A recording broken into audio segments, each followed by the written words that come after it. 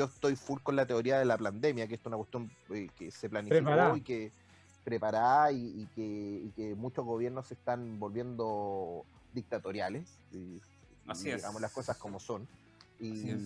y están coartando libertades, destruyendo empleo masivamente. Piensen que en Chile hay 2.300.000 cesantes, una cuestión terrible. Yo no lo dice, 2.300.000. Chucha, weón, un amigo, weón, que esté cesante, weón, y me duele el alma, weón, y 2.300.000 personas y sus familias es una cuestión destructiva. Y yo lo que estaba pensando cómo bajar el concepto, yo creo que estamos viviendo una etapa de capitalismo digital, el que todas las empresas que están con operaciones integradas a la tecnología son las que están sobreviviendo. Por ejemplo, no sé, en Londres, los restaurantes que estaban conectados con Deliveroo fueron los que se sobrevivieron y seguían vendiendo y despachando. Finalmente había una integración digital. Y en ese sentido, por eso quizá el Nasdaq con Amazon, que la está rompiendo, junto con otras empresas, que Apple, que distintas empresas tecnológicas, son las que están marcando la pauta. Y yo creo que a nivel país estamos muy atrasados en la adaptación. Hay mucha gente que ni siquiera tiene buena conexión a Internet. Entonces, ese es el quiebre, y como la tecnología más encima tiene forma exponencial, el problema es que este cambio no va a volver atrás, y eso es algo también importante. Ya se generó el cambio de hábito, ya la gente dejó de ir a comer a los restaurantes, dejó de viajar, y recuperar hábitos es algo muy duro. Que es terrible, pero también es importante considerar esto, que es para las proyecciones. Por eso es tan difícil, las correlaciones están muy raras. Por ejemplo, el oro, no sé si lo has visto, pero el oro Sí. siempre es un activo refugio y ha ido en tándem con las acciones, que eso es muy raro. Sí. Van en conjunto. Generalmente Sí, no, van correlaciones menos uno. Pero aparte de eso, y es algo que conversamos siempre al principio de estos likes, que fue por mayo, no sabemos realmente cuál es el efecto de esto. Y no lo vamos a saber hasta que abran realmente la economía. ¿Por qué? Porque los restaurantes andando al 20 o 30%, que es lo que tú puedes ver en las zonas donde ya están abiertos, en términos rigurosos ellos se endeudaron, porque la mayoría de estos negocios está con deuda para infraestructura. En el fondo, esa deuda para esa infraestructura está planificada para 100 y ahora están funcionando a 30. Claro. ¿Cómo lo haces sostenible? Es insostenible. De hecho, de repente te da la sensación de que están funcionando solamente para mantener la imagen, para mantenerse vigente, más que por un tema de rentabilidad, ¿no? Nosotros hemos tenido aquí entrevistado a algunos restaurantes, dueños de restaurantes, donde decía, le preguntaban por los créditos FOGAPE, y él decía, oye, ¿sabéis que yo para hacerlo funcionar 6 meses me tengo que conseguir 100 palos para mantener la infraestructura, la cantidad de trabajadores, porque yo soy un tremendo restaurante? Y fíjate que ahora en octubre, noviembre, empiezan a vencer los créditos FOGAPE. ¿Con qué los pago? Si la demanda que yo tenía hoy día no la tengo, entonces... Vámonos a ir full gran sulfate. Conspirativamente hablando, claro.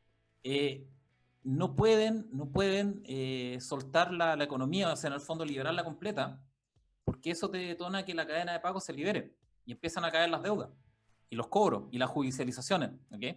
Sí. Entonces llega un punto en el que tú piensas, ok, ya sabemos que el bicho no es tan mortal, después de mucho tiempo, ya sabemos que tenemos un test prueba que es Suecia no hizo nada y está igual o mejor que los países que reventaron su economía. Con todos esos antecedentes, más Uruguay, con todos esos antecedentes, ¿por qué? Porque no liberan la economía o no la sueltan más en el fondo. Y da la sensación de que es porque se ha acumulado una hemorragia interna económica y que no saben cuáles son las consecuencias. Si lo sueltan, puede generar un desastre de cadena de pago y un desapalancamiento. Eso se llama desapalancamiento, en el fondo, que los créditos empiezan a caer en default. Y eso es lo que provoca, en el fondo, la baja, que lo vamos a ver con Hayek y Keynes. Eso es lo que provoca las bajadas de mercado, en el fondo, y la recesión y las depresiones.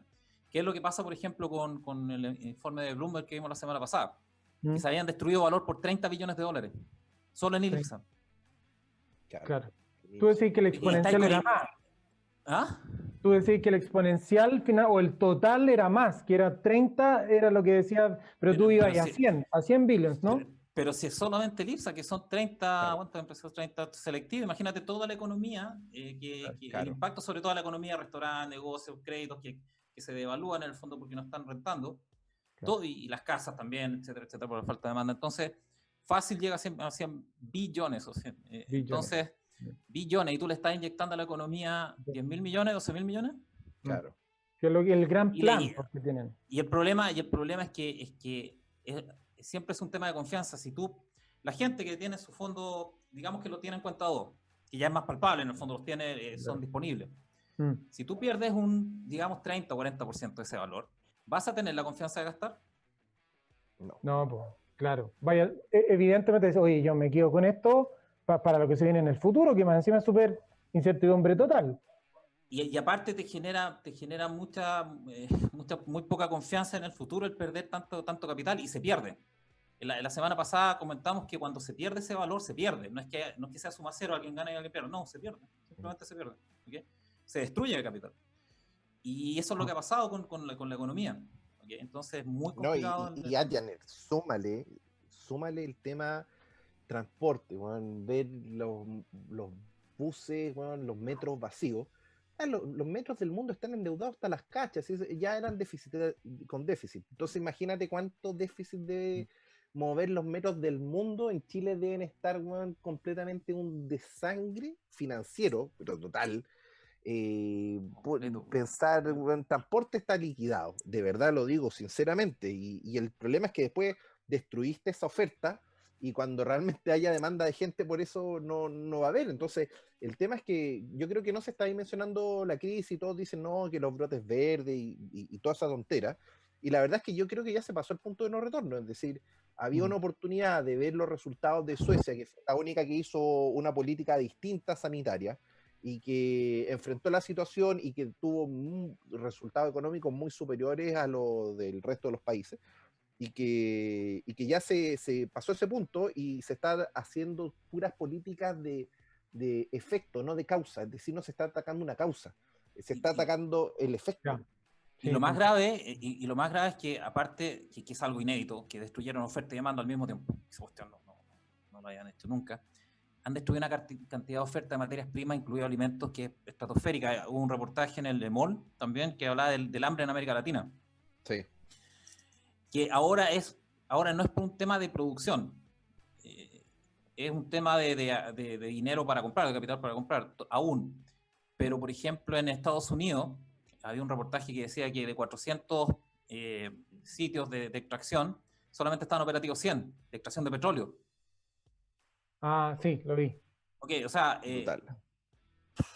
aumentaron en este periodo de tiempo, aumentaron la reserva 3 años. O sea, hay tan poco consumo, pero también están reventando tanta oferta que cuando vuelva si es que vuelve en algún momento, si liberan el tema y vuelva a reactivarse la economía, ¿de dónde va a sacar los productos y servicios, las materias primas? No, porque destruir un silo, una mina o un sitio de extracción de petróleo no es echarlo a andar en 6 meses. La cuestión son años. Claro. Oye, muchachos, no, imagínate otra industria, porque esto es como una cadena, porque ya se destruyó el turismo, se destruyó, la aviación se destruyó, países que vivían del turismo se fueron, pero realmente España. España. Vamos a hablar de ello. Y después del turismo ahora educación, la burbuja que ya están todos los niníes estaban endeudados hasta las cachas, y esa es una burbuja enorme que, oye, ¿qué pasa? Y preguntémonos, si al final acá estamos para conversar y debatir. ¿Se van a abrir de nuevo las universidades en formato físico? ¿Les va a dar? Porque una cosa es que ya, ok, se levantó el tema, listo, todos liberados, pero es ahí donde viene la realidad que dice Adjaner, no, pues págame las deudas. Oye, no, ya no tenía esta casa de estudio, tenéis que quebrar. Viene todo el tema financiero, que eso es lo que se tapó, atacando un efecto y no la causa, que la causa era liberar a la gente y se atacó un efecto, y ese efecto al final es como una bomba de tiempo que está ahí y que va a explotar, por más que nos tratemos de engañar. Es decir, ya está explotando, pero la verdad es que creo yo que las consecuencias de acá a 3 años van a ser muy malas, ¿no? Y las políticas públicas no pueden parar esto, y es lo que la clásica discusión de que los políticos pueden cambiar los ciclos económicos, no lo pueden hacer. Nope. Oye, a propósito de lo que estamos hablando y a propósito de grandes cambios, se nos viene un tema principal interesante que tiene que ver con la mirada económica de dos grandes finalmente, pero esto surge a propósito de algo. Don Álvaro, ¿qué nos puede contar respecto del tema que vamos a pasar ahora? Más allá de Chicago, aquí estoy, tranquilo, estaba tomando aire. Más allá de Chicago, Hayek versus Keynes. Oye, es un temazo. Hoy día nosotros hicimos esa presentación como del versus, ¿no? Como en esta esquina el austriaco, en esta otra esquina el inglés. Oye, pero se conversa harto respecto de la influencia de estos dos economistas en las estructuras del mundo entero. Y saltan hoy día a la cancha precisamente porque Chile enfrenta un proceso sobre el cual también se conversa, que tiene que ver con la posibilidad de una nueva constitución. Viene un plebiscito el 25 de octubre, estamos ya muy próximos, y un tema que se discute es el modelo económico del país. Y frente a ello, aparecen estos dos economistas que, curiosamente, no están formados en la escuela de Chicago. Esto lo tomamos a partir de un posteo que hizo Ad Janner en su blog, que si usted no lo conoce, se lo repetimos todos los programas, tiene que buscar en su buscador, valga la redundancia, y escribir adjanner.blogspot.com y se va a enterar de todo lo que nosotros conversamos en este espacio. Pero Ad Janner, y bueno, Gino, que estás aquí, Juanma, esta es una tremenda batalla. Keynes versus Hayek. ¿Qué nos puedes contar? ¿Por qué tenemos que entrar a comparar? ¿Quién es quién? Interesante esto. Gino, tú estudiaste esto, yo creo, en finanzas. No, no. No me tirís la pelota. No, ya está pasado esto. Todo un Messi. Dale. Oye, el 15 es para leerse los libros típicos de macroeconomía como el de Gregorio. Sí. Exactamente. Estimular vía consumo y la típica. Pero a ver, lo importante es que Keynes es el fundador de la teoría económica y financiera que rige las medidas de los gobiernos hoy día, de todos los gobiernos, salvo tal vez China. ¿Okay? Por eso se llama de keynesianismo, que es diferente del monetarismo. No, es súper complejo este tema. Vamos a tratar con Gino y contigo, Juanma, para tratar de hacerlo un poco más aterrizado, pero básicamente lo que decía Keynes, en la época de Keynes, antes de él existía el laissez-faire, que significa que los gobiernos no se metían mucho en la economía, no intervenían mucho. ¿Y eso es por qué? En contexto histórico, que es lo que hablabas tú, Gino. Hay un concepto importante, fundamentalísimo en la historia económica del mundo, que son los ciclos económicos, o los ciclos de negocio. ¿Okay? Entonces, los ciclos de negocio, como contexto histórico rápido, así, para hacerlo más didáctico, hasta 1800, siglo XIX, principio del siglo XIX, las economías eran básicamente agrarias. Por lo tanto, siempre han existido los ciclos de negocio. De hecho, salen en la Biblia los 7 años de vacas flacas y 7 años de vacas gordas. Es un reconocimiento de que hay ciclos en el fondo, y siempre se trató de investigarlo y de tratar de proyectarlo en el fondo. ¿Okay? Claro. Pero siempre se asumieron que eran actos de Dios, por lo tanto nunca se trataron de controlarlo, porque eran actos de Dios. O sea, ¿cómo controlar eso? ¿Okay? Cuando llega la época de la iluminación, que es el siglo XIX, y la era de la revolución industrial, los ciclos económicos empiezan a ser factor humano. O sea, la industria, la maquinaria, la producción, etcétera, son cosas humanas en el fondo que están en movimiento. Y por lo tanto se asocian los ciclos económicos, que son expansión de crédito, ¿okay? A un acto eminentemente humano, y por lo tanto estamos en un ciclo de iluminación. Por lo tanto la filosofía, los economistas y filósofos en esa época más economistas, ¿verdad?, tratan de decir que se puede controlar los ciclos económicos. ¿Okay? De hecho, Marx lo que trata de hacer es eliminar los ciclos de negocio, borrarlos del mapa. ¿Cómo? Eso es cierto, eso es lo que trata. Esa es la teoría de Marx en el fondo. Claro, ¿Okay? obvio. Marx, a ver, para que los lectores y auditores entiendan un poco de qué se trata Marx, porque siempre hablamos de marxismo, comunismo. A ver, lo que dice Marx es que ¿No se pregunta? No, dale nomás.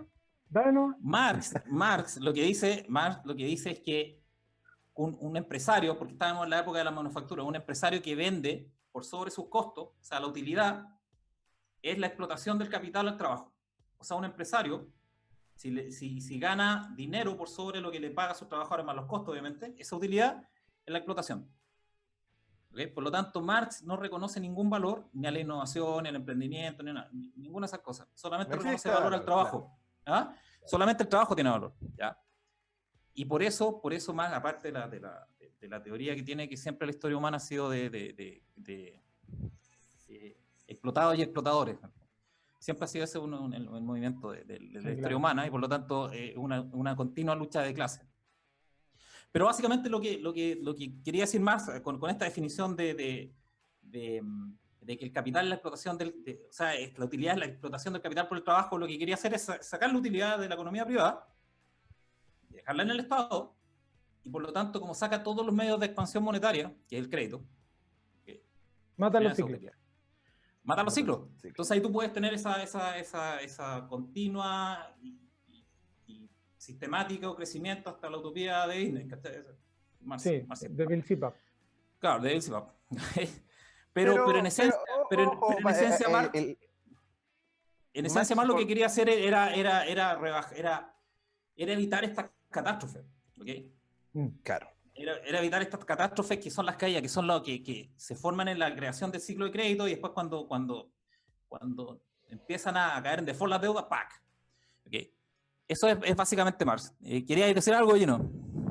Sí, no, que más que nada el tema, de repente los chilenos escuchan marxistas y todos se espantan o todos aplauden, da lo mismo. Claro. Y al final hay que empezar a conversar de los autores como corresponde. Es decir, claro, está bien, él hizo su teoría y lamentablemente no le funcionó. Y eso es un hecho, la Unión Soviética cayó y, no sé, Venezuela está pa'l gato, Cuba está dolarizando finalmente y lamentablemente no tiene sustentabilidad, pero me acuerdo que alguien que sabe mucho, me dijo, el problema realmente no era tan malo la teoría, el problema es la práctica, en el sentido de que finalmente llega seres humanos que se aprovechan del tema, que es el político, y hay corrupción, y la corrupción es la que finalmente se lleva la extracción de no solo el capital, sino todo el trabajo, y al final toda la gente se esfuerza, y hay un grupo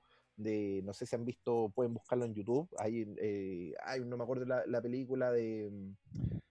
¿Cómo se llama de Orwell? Hay una película de Orwell. 1984. Claro, pero hay otra de los cerditos, la pueden buscar. Busquen Orwell. La granja de los animales. La granja de los animales. Y es muy buena como explica cómo un cerdito viene y dice, no, vamos a hacer esto, y hace las leyes, que es muy, muy simpático, porque hoy en día lo mismo que hicieron los cerditos con la Constitución, lo hicieron, pero después empezaban a adaptar la Constitución a su favor, y era pura corrupción, y es lo que ocurre. Entonces finalmente más que nada esa teoría quedó un poco de lado, y yendo un poco a Keynes, lo que claro, en la Gran Depresión que se vio el 29 fue como su momento de gloria, en el sentido de que los gobiernos como reactivaron bajando impuestos y metiendo gastos, pero eso era lo que se olvida a todos los políticos, el tema de la baja de impuestos. Y el tema es que hoy en día lo que estamos viviendo, yo me mato la risa, y otra noticia de la ministra del Trabajo diciendo, no, que es urgente la reforma previsional y el 6% adicional, y yo digo, estos tipos no están entendiendo nada o no ven la realidad de qué 6% adicional vas a ahorrar hoy si tienes 2.300.000 cesantes. Es decir, estáis hablando de una irracionalidad, es decir, te estáis preocupando de qué, ¿quieres generar más cesantía? Y lamentablemente la gente no sabe cómo funciona el tema de oferta y demanda, pero si es que aumenta el costo ahora especialmente, aumenta el costo de mano de obra, lo que hacen muchas empresas es cortar más gente. Ya lo han cortado porque han muerto empresas y por lo tanto muere la empresa, muere el empleo. Pero si viene y aumenta los costos ahora, no tiene ni pies ni cabeza, y más encima que va en un modelo que sigue con la mismo paradigma. Al final, el otro día conversaba con alguien de pensiones y dice, no, que la AFP de verdad es un buen modelo, Y efectivamente es un modelo de capitalización extraordinario. Si tú ahorraste 1 peso y tienes 3 pesos, hubo una promesa y los chilenos ahora que retiraron el 10% se dieron cuenta, oye, tuve esta plata constante y sonante, salió de mi esfuerzo, de mi rentabilidad, y hay un valor enorme. Pero el problema que ha ocurrido un poco con el tema de la AFP es que la gente no sabe que, por ejemplo, ahorró 15 años y muchas veces hay empleadores que no te pagaron nunca, hicieron una Claro. declaración de no pago Mm. y finalmente con 15 años de ahorro tú no puedes pretender vivir 40 años de vejez. Y eso es lo que no se dice. La verdad, la mayor falla sistémica, hablando de un sistema como tal, es que Trabajo. no se generó el ahorro constante.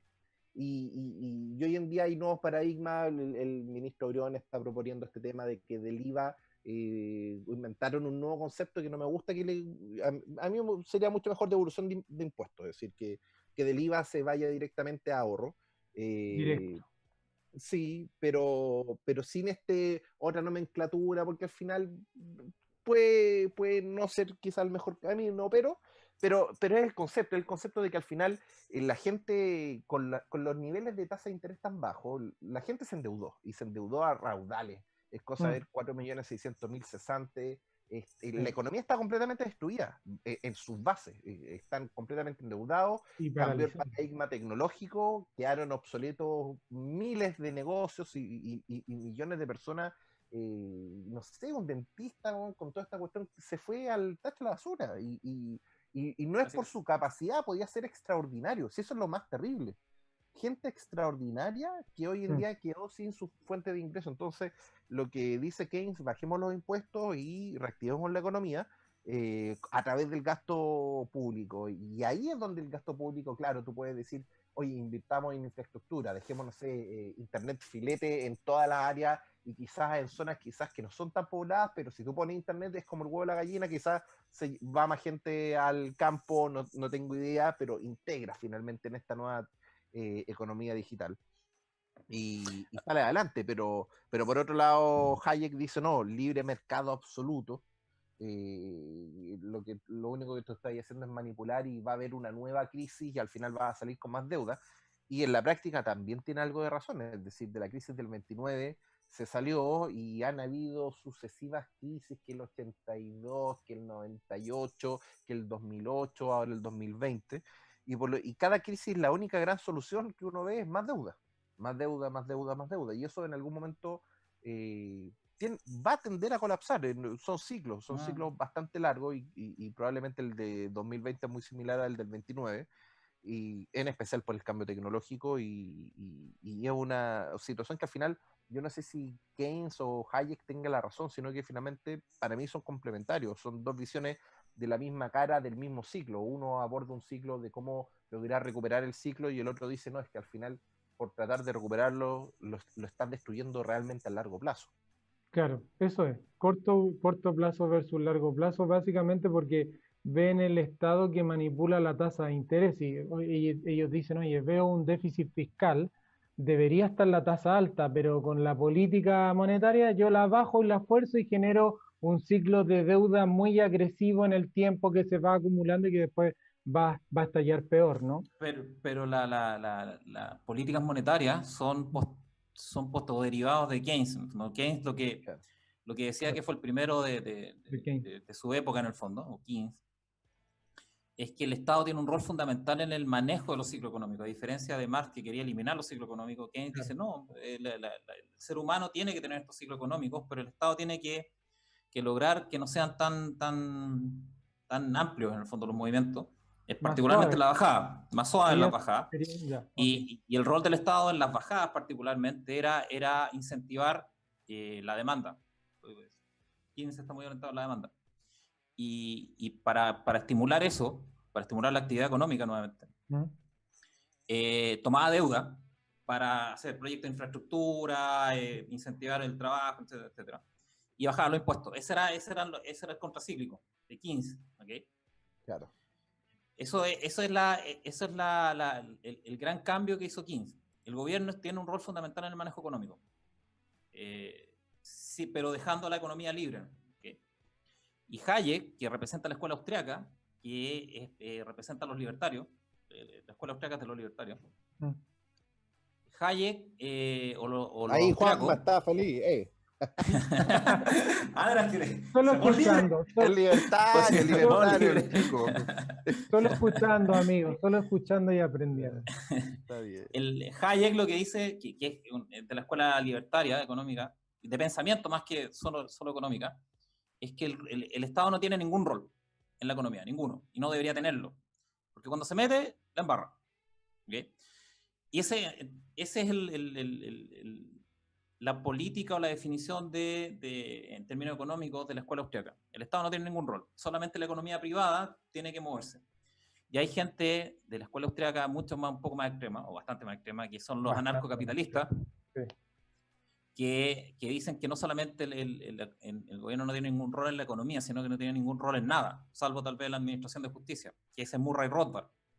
Para los que los quieren leer, Murray Rothbard, y lo tomó Javier Milei de Argentina, que lo hizo muy popular ese concepto.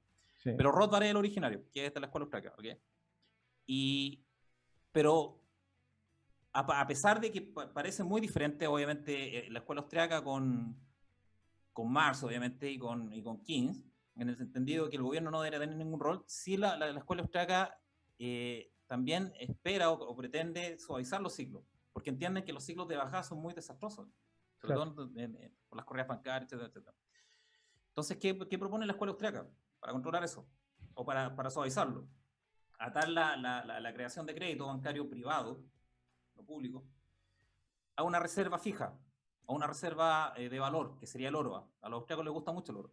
¿Por qué les gusta el oro? Porque el oro se mantiene relativamente fijo en términos de cantidad. Por lo tanto, lo que piensan los austríacos es que atando el valor del dinero atando el dinero a un valor fijo, a una tasa fija, o de pequeño crecimiento, la expansión del crédito va a ser más moderada. Y por lo tanto, los ciclos de crecimiento y decrecimiento van a ser también más suaves. Por lo tanto, los tres, independiente de la herramienta, buscan lo mismo, buscan tratar de suavizar estos ciclos económicos, porque los tres vivieron catástrofes de todo el siglo XIX y parte del siglo XX, que es el inicio. Por lo tanto, obviamente los tres quieren lo mismo, con la filosofía austriaca en el fondo de que el gobierno no se meta en nada. Keynes, que el rol fundamental del gobierno es manejar los ciclos económicos, teniendo la economía un rol privado preponderante, casi único. Y Marx, que quiere eliminar los ciclos de negocio y que la economía sea totalmente del Estado, que la controle el Estado vía todos los medios productivos financieros. Esa sería los tres caminos. Las tres escuelas. ¿Cuáles funcionan? No sabemos, porque los tres se han probado. El marxismo se ha probado, y lo que decía Gino, efectivamente, se ha probado, pero obviamente la corrupción es rampante en todas las partes donde se ha probado. Por lo tanto, parte del ser humano. Es parte del ser humano, y probablemente la falla de Marx es que no consideró la naturaleza humana, del beneficio personal. O sea, todos tratan de obtener el beneficio personal, y Marx y el marxismo se basa en la solidaridad, ¿no? O sea, que todos trabajan para el conjunto, y eso no es una buena hipótesis de trabajo. Keynes parece razonable, pero los gobiernos nunca han hecho eso. Siempre suben los impuestos. No importa lo que pase, si suben los impuestos siempre y se endeudan siempre. No importa el ciclo. Da lo mismo. Entonces tampoco lo han cumplido muy bien. Y la escuela austriaca, que es dejar el valor fijo al oro, ese fue el estándar oro. Y también colapsó, pero también fue porque los gobiernos imprimieron más dinero de lo que decía que tenían que imprimir con la reserva. Por lo tanto, ¿cuál funciona? No sabemos. Los tres han demostrado que no funcionan, pero por la naturaleza humana, básicamente. Oye, Adllanero, dejemos la conclusión hasta ahí, porque en este programa no se me va a llevar por delante la sección de economía fácil. No se me va, porque ya segunda vez, la tercera no la aguanto. Oye, tercera puede ser la decía. Tiene que anunciarla para que venga con presentación, querido Juan, ¿no? Absolutamente, voy allá. Oye, vamos a nuestra sección Economía en Fácil, muchachos, porque la tercera es la vencida. Yo quiero hacer una pregunta y la planteo de inmediato para no perder tiempo. ¿Se enfrenta España a la peor recesión de Europa? Mira, Gino ya había adelantado algo, pero por ahí por el 2019 España ya tenía un paro, que le llaman ellos, a la cesantía básicamente, a un 15%. En algunos casos llegaba a un 20% con los ninis que ni trabajan ni estudian. Esto era antes de la pandemia. pero luego se vino la pandemia, viejo, y le pegó al turismo, o sea, pegándole que representa un 11% del PIB de ellos, también le pega a la industria automotriz que representa un 9%, ahí ya tienes un 20%, y dicen que en España el 80%, oye, vive de estas pequeñas y medianas empresas, básicamente de estos emprendimientos que se alimentan básicamente del turismo. ¿Cómo lo estáis viendo, Janet? ¿Qué pasa con España? Y también quiero la opinión después de Gino, porque él estuvo por esos lugares y cómo lo está mirando. Yo, a ver, podemos poner con Gino, pero mi feeling es que en casi toda Europa se manejó de la misma manera el dicho. Incluye Inglaterra, que parecía que iba a tener un manejo más del estilo Suecia y finalmente terminó muy tirano. Qué terrible. Estuve leyendo en el Telegraph, parece, que iban a tratar de colocar una aplicación en el teléfono para que te avise cuando estuviste en contacto con alguien y que haya en cuarentena al tiro. O sea, es brutal. Pero fascista es mala. Pero en el respecto de los españoles, el manejo ha sido igual que el resto de Europa, muy parecido. Pero mi feeling es que hay mucho regionalismo en Europa, en España particularmente. Entonces, en las bajadas económicas se resiente mucho, para mi gusto, el que un ente centralizado, que no es de tu región y que no se identifica contigo, te dé órdenes. Y te dé órdenes que vayan directo a hacerte pedazos la economía. ¿Okay? Y no hay que olvidar que España tiene Cataluña y País Vasco, que son las dos regiones más ricas de España. Y tan distintos culturalmente, además. O sea, de hecho tienen otro idioma. Entonces, cuando todo está bien, está todo muy, muy bonito, llega la platita de la Comunidad Europea. Entonces, claro, la plata, claro, todo funcionaba bien. Todo funciona perfecto, pero cuando viene la bajada económica empiezan los regionalismos. Y ese yo creo que es el principal problema no solo de España, de Europa. Cuando tú tienes un ente en Bruselas, que una de las razones del Brexit fue por eso, porque Bruselas le estaba ordenando a Inglaterra que aceptara una cierta cuota de refugiados y los ingleses dijeron, no, gracias. Nosotros colocamos nuestras propias reglas. Y ahí, por eso fue el tema del Brexit, o el detonante, o el gatillador, ¿no? Y lo mismo pasa en Europa. Tienes un ente centralizado que es Bruselas, que le está dando órdenes a países que son tan diferentes. O sea, en Bruselas puedes tener, no sé, un belga, un alemán que le está dando órdenes a Grecia. Es como ají de adamantium. Entonces, o Francia con Alemania, que también tiene una rivalidad histórica, obviamente. Y en realidad todos los países tienen ahí rivalidad histórica entre países y dentro de los países entre regiones. Entonces, ¿cuál es el principal, para mí, riesgo de Europa? Es que esta bajada económica que es tan gigante acentúe mucho esos regionalismos y se comienzan a separar, empiezan a perder esos vínculos que tienen como nación. Imagínate España que pierda Cataluña y País Vasco, que son las dos regiones más industrializadas y las más ricas de España. Interesante la visión, como por el costado. Gino, ¿cómo lo veis tú? Yo te digo, bueno, sinceramente que cero probabilidad de que Europa arranque de esta, porque acá hay un primer grave problema que tiene un sistema de reparto. El sistema de reparto para la gente, no se ofendan, pero yo tengo que decir un poco el problema que es una estafa piramidal. Bueno, si es simple, es decir, el nuevo aportante le paga al anterior y mientras la pirámide tenga forma de pirámide funciona, porque si hay pocos viejos y hay, no sé, por cada un jubilado, 10 trabajadores, le sacáis el 10% del sueldo y funciona un sistema de reparto. De hecho, el que los creó, que fue Bismarck, que dijo, ¿a qué edad se muere la gente? A los 60, ya, entonces a los 60 años es la jubilación. Claro, entonces el tema es que no se dimensiona grandes cifras que están colapsados y el tema es que ese colapso, hay que entender cómo son los procesos y cómo las crisis son cíclicas porque de verdad tienen relación. Hay que entender que la Segunda Guerra Mundial, que fue la consecuencia del año 29 de la crisis, y ahí se dejaron embarradas y mataron a 100 millones de personas.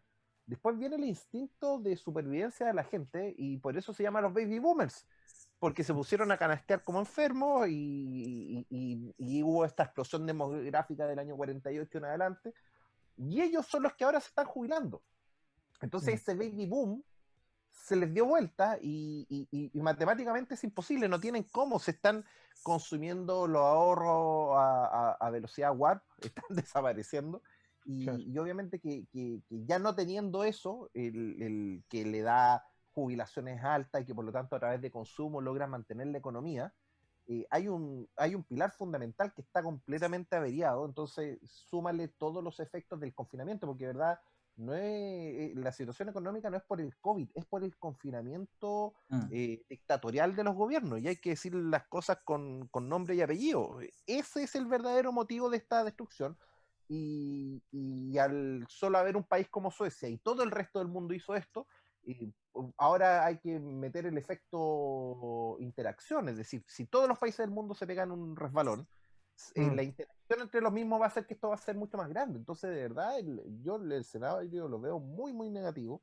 Y insisto, donde yo le digo a toda la gente, oye, es que por favor, o ponte a despachar en Deliveroo, o pon tu restaurante a vender por Deliveroo, o ponte a trabajar en Uber, o conéctate de alguna forma a la tecnología. En Estados Unidos, por lo menos Amazon, por ejemplo, con las pymes, tiene todos sus sistemas logísticos interconectados. El problema es que en Chile hay cero colaboración entre grandes empresas y pequeñas empresas, y los sistemas de distribución no son buenos. Por algo, no sé, si Falabella te despacha, no sé, en 24, 48 o 36 horas, y desde Estados Unidos te llega más rápido por Amazon. Y eso es porque hay sistemas 2 logísticos semanas, que están... Falabella.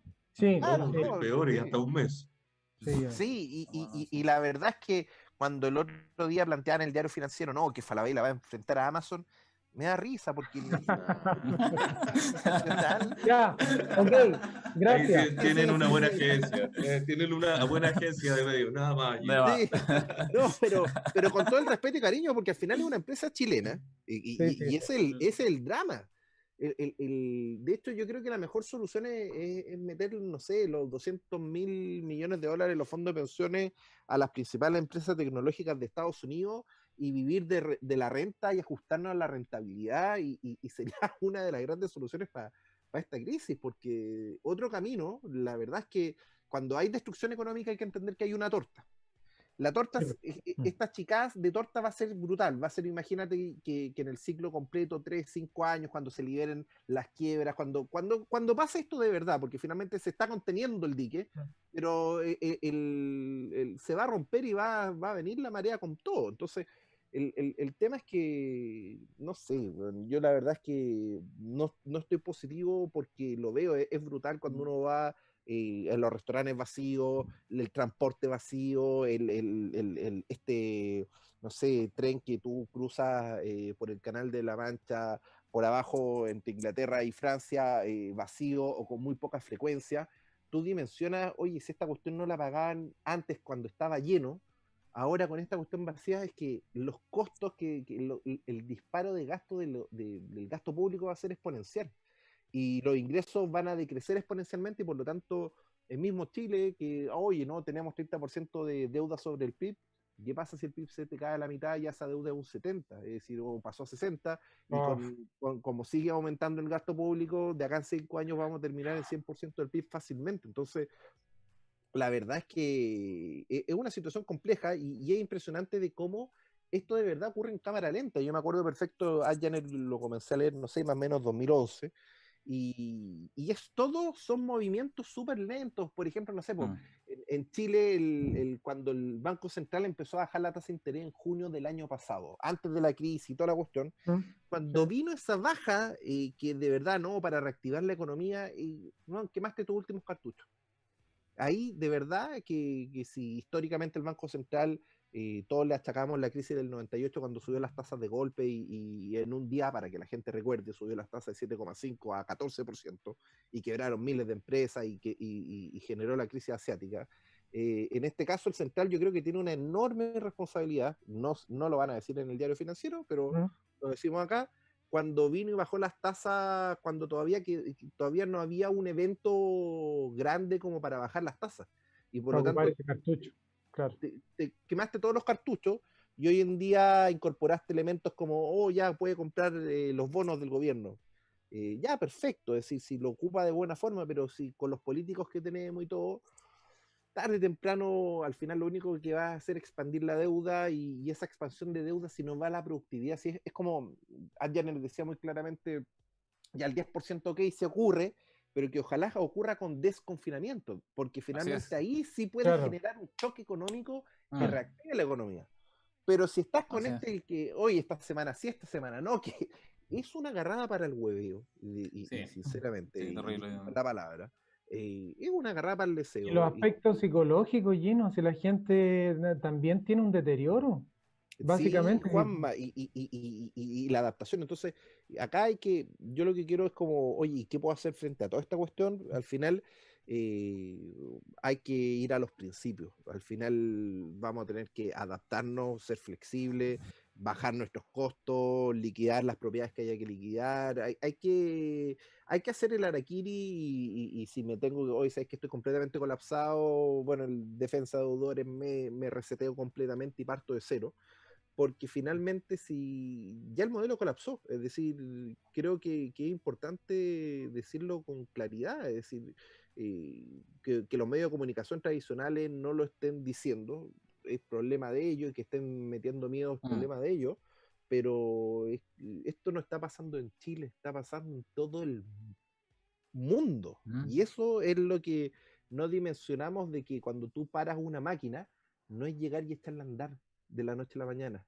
La energía que se necesita para eso es enorme. Entonces, la verdad es que es un escenario bien complejo y vamos a necesitar a Keynes, a Hayek y a cuánto, hasta Marx hay que resucitarlo. Hay que tirarlo a la juguera también. Pasemos al otro tema, don Álvaro, por favor. Oye, chiquillos, oye, es que el tiempo avanza, pero terriblemente. Nos queda la última sección, lo más esperado de todos los martes. La gente lo pide, la gente nos grita, nos manda cartas y se lo pide a Janer también. No, vamos, señores, con el tema Trader de la semana. Oye, para cerrar, querido Janer, Gino, Juanma, a Janer hizo un post bien con una imagen ahí bien estrambótica de la Yolanda Sultana. De hecho, esta sección hoy día podría ser el Sultana Trader. Sultana Trader.